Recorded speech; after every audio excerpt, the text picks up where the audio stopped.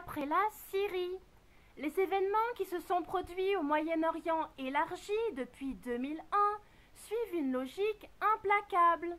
La question actuelle est de savoir si le moment est arrivé pour une nouvelle guerre en Turquie ou en Arabie Saoudite. La réponse dépend notamment de la relance des hostilités en Libye. C'est dans ce contexte que doit être interprété le protocole additionnel négocié par les présidents Erdogan et Poutine pour résoudre la crise d'Idlib. 19 ans de guerre sans fin. Le président George Bush décida de transformer radicalement les missions états-uniennes, ainsi que l'expliqua le 13 septembre 2001 le colonel Ralph Peters dans la revue américaine de l'armée de terre Parameters. Le secrétaire à la défense Donald Rumsfeld nomma l'amiral Arthur Zebrowski, d'où la doctrine Zebrowski, pour qu'il forme les futurs officiers. Les zones touchées par la guerre US seront livrées, je cite, au chaos. Le concept doit être compris au sens du philosophe anglais Thomas Hobbes, c'est-à-dire comme l'absence de structure étatique et politique capable de protéger les citoyens de la violence importée de l'extérieur. Cette guerre est une adaptation des forces armées US à l'ère de la mondialisation, au passage du capitalisme productif vers le capitalisme financier par la guerre du racket, pensée bien avant la Seconde Guerre mondiale. Cette forme de guerre a entraîné de nombreux crimes contre l'humanité, des nettoyages ethniques, des vols de terre, l'exil forcé de nombreuses populations, que les forces armées US ont commises par le biais d'armées privées de mercenaires, dont Blackwater, et d'organisations terroristes, tout en prétendant les combattre. Les administrations Bush et Obama ont suivi cette stratégie, détruire les structures étatiques de régions entières du monde. La guerre US n'a plus pour objectif de vaincre, mais de durer. C'est la guerre sans fin, entre guillemets. Après que le président Bush a lancé la guerre sans fin en Afghanistan en 2001 et en Irak en 2003, une forte contestation surgit au sein des élites politiques de Washington à propos des arguments qui avaient justifié l'invasion de l'Irak et du désordre qui régnait désormais. Ce fut la commission Baker-Hamilton de 2006. Jamais depuis la guerre ne cessa ni en Afghanistan ni en Irak, mais il fallut attendre 5 ans pour que le président Obama ouvre de nouveaux théâtres d'opérations. Tout d'abord la Libye en 2011, ensuite la Syrie en 2012 et le Yémen en 2015. Serait-ce à cause de la mobilisation de l'opinion publique occidentale qui suivit les scandales médiatiques des énormes mensonges US concernant l'Irak? Deux acteurs extérieurs ont interféré avec ce plan. Tout d'abord, en 2010-2011, le Royaume-Uni a lancé le Printemps arabe, une opération calquée sur la révolte arabe de 1915 qui permit à Laurence d'Arabie de placer les Wahhabites au pouvoir dans la péninsule arabique. Il s'agissait cette fois de placer les frères musulmans au pouvoir avec l'aide non pas du Pentagone, mais du département d'État US et de l'OTAN. Ensuite, en 2014, la Russie est intervenue en Syrie, dont l'État ne s'était pas effondré et qu'elle a aidé à résister.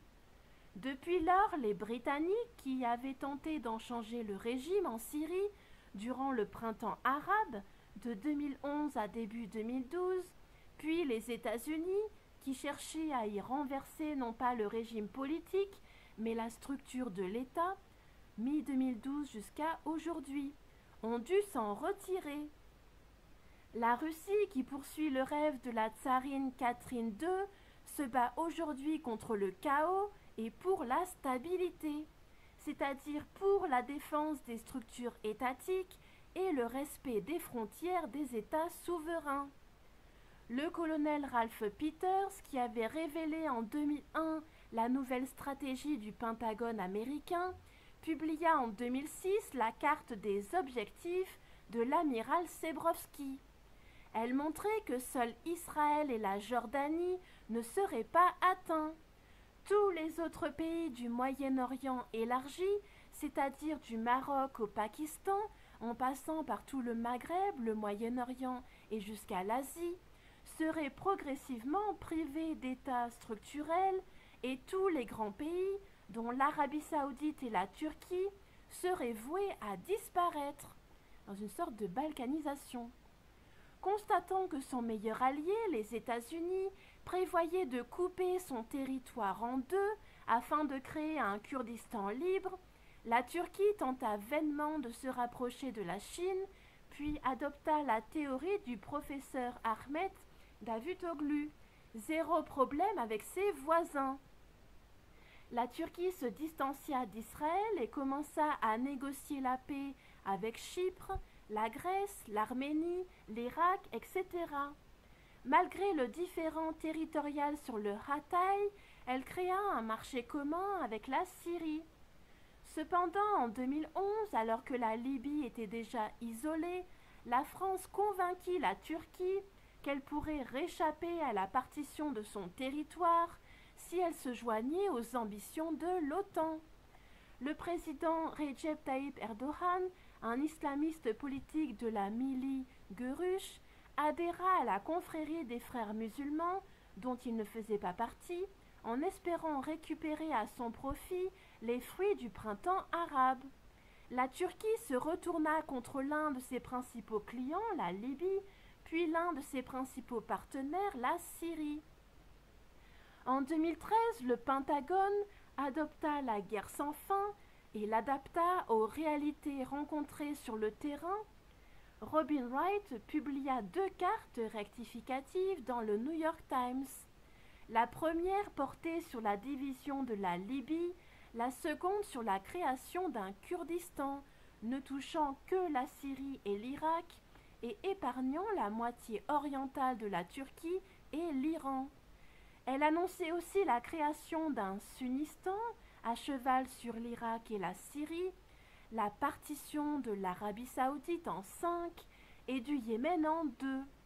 Cette dernière opération débuta en 2015. Très heureux de ce rectificatif, l'état-major turc se prépara aux événements. Il conclut des accords avec le Qatar en 2017, le Koweït en 2018 et le Soudan en 2017 pour y installer des bases militaires et encercler le royaume saoudien, lequel finança en 2019 une campagne de presse internationale contre le sultan et un coup d'État au Soudan. Simultanément, la Turquie soutint le nouveau projet de Kurdistan, épargnant son territoire, et participa à la création du Sunnistan par Daesh sous le nom de califat. Cependant, les interventions russes en Syrie et iraniennes en Irak firent échouer ce projet. En 2017, le président régional Massoud Barzani organisa un référendum d'indépendance au Kurdistan irakien. Immédiatement, l'Irak, la Syrie, la Turquie et l'Iran comprirent que le Pentagone américain, revenant à son plan initial, s'apprêtait à créer un Kurdistan libre en charcutant leurs territoires respectifs. Ils se coalisèrent alors pour y faire échec. En 2019, le PKK-PIG annonça qu'il préparait l'indépendance du Rojava syrien. Sans attendre, l'Irak, la Syrie, la Turquie et l'Iran se concertèrent à nouveau. La Turquie envahit le Rojava, pourchassant le PKK-IPG sans grande réaction des armées syriennes et russes. En 2019, l'état-major turc acquit la conviction que le Pentagone américain, ayant renoncé provisoirement à détruire la Syrie du fait de la présence russe, s'apprêtait désormais à détruire l'État turc. Pour repousser l'échéance, il tenta de réactiver la guerre sans fin en Libye, puis de menacer les membres de l'OTAN des pires calamités. l'Union européenne de subversion migratoire et les États-Unis d'une guerre avec la Russie. Pour ce faire, il ouvrit aux migrants sa frontière avec la Grèce et attaqua les armées russes et syriennes à Idlib, où elles bombardaient les djihadistes d'Al-Qaïda et de Daesh, qui s'y étaient réfugiés. C'est cet épisode que nous vivons aujourd'hui. Le protocole additionnel de Moscou.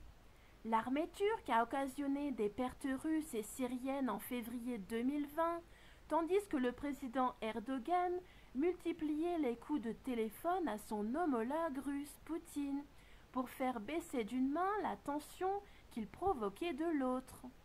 Le secrétaire d'État US Mike Pompeo s'est engagé officiellement à contenir les appétits du Pentagone si la Turquie aidait ce dernier à relancer la guerre sans fin en Libye.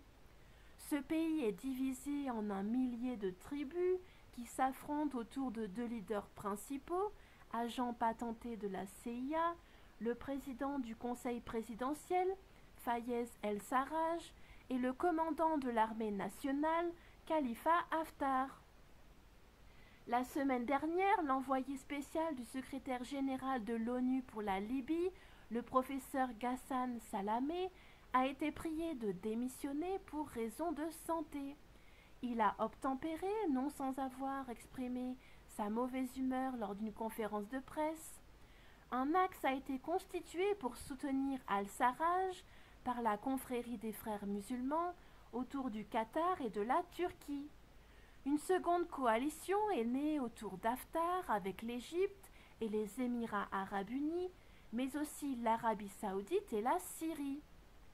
C'est le grand retour de cette dernière, de la Syrie, sur la scène internationale. La Syrie est auréolée de ses 9 années de résistance victorieuse à la confrérie et aux États-Unis. 2 ambassades libyennes et syriennes ont été ouvertes en grande pompe le 4 mars 2020 à Damas et à Benghazi. Par ailleurs, l'Union européenne, après avoir officiellement condamné le chantage turc aux réfugiés, je cite, envoya la présidente de la Commission observer le flux de réfugiés à la frontière gréco-turque et le président du Conseil sonder entre guillemets le président Erdogan à Ankara. Celui-ci confirma qu'un arrangement était possible si l'Union européenne s'engageait à défendre l'intégrité territoriale de la Turquie. C'est donc sur cette base que le président Vladimir Poutine a reçu au Kremlin le président Recep Tayyip Erdogan le 5 mars 2020. Une première réunion restreinte de 3 heures a été consacrée aux relations avec les États-Unis. La Russie se serait engagée à protéger la Turquie d'une possible partition territoriale à la condition qu'elle signe et applique un protocole additionnel sur la stabilisation de la situation dans la zone de désescalade d'Idlib. Une seconde réunion, également de 3 heures mais ouverte aux ministres et aux conseillers, a été consacrée à la rédaction de ce texte. Il prévoit la création d'un corridor de sécurité de 12 km de large autour de l'autoroute M4, surveillée conjointement par les 2 parties. En clair, la Turquie recule au nord de l'autoroute, qui est rouverte, et perd la ville de Jisr el-Shogur, bastion des djihadistes.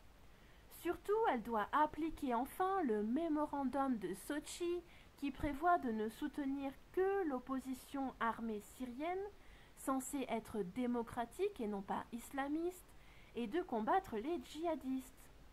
Or, cette opposition armée démocratique n'est qu'une chimère imaginée par la propagande britannique. De fait, la Turquie devra soit tuer elle-même les djihadistes, soit poursuivre et terminer leur transfert d'Idlib en Syrie vers Djerba en Tunisie, puis Tripoli en Libye, comme elle avait commencé à le faire en janvier. De plus, le 7 mars, le président Poutine a contacté l'ancien président kazakh Nazarbayev pour étudier avec lui la possibilité de déployer sous les auspices de l'Organisation du traité de sécurité collective eurasienne, OTSC, des Chapkas bleus kazakhs en Syrie. Cette option avait déjà été envisagée en 2012 déjà. Les soldats kazakhs ont la particularité d'être musulmans et non pas chrétiens orthodoxes. L'option de s'en prendre désormais à l'Arabie saoudite plutôt qu'à la Turquie a été activée par le Pentagone US, croit-on savoir à Riyad, bien que le président Trump lui impose de délirantes commandes d'armement en échange de sa protection. La dissection de l'Arabie saoudite avait été envisagée par le Pentagone en 2002 déjà. Des missiles ont été tirés cette semaine contre le palais royal à Riyad. Le prince Mohammed Ben Salman, dit MBS, a fait arrêter son oncle, le prince Ahmed, 70 ans, et son ancien concurrent et ex-prince héritier, le prince Mohammed Ben Nayef, 60 ans, ainsi que divers autres princes et des généraux. La province chiite de Qatif, où plusieurs villes ont déjà été rasées, a été isolée. Le prix du baril de pétrole a chuté à 31 $ US, menaçant la viabilité de l'industrie du pétrole de schiste aux États-Unis. Les explications officielles sur les querelles de succession et le coronavirus ne suffisent plus.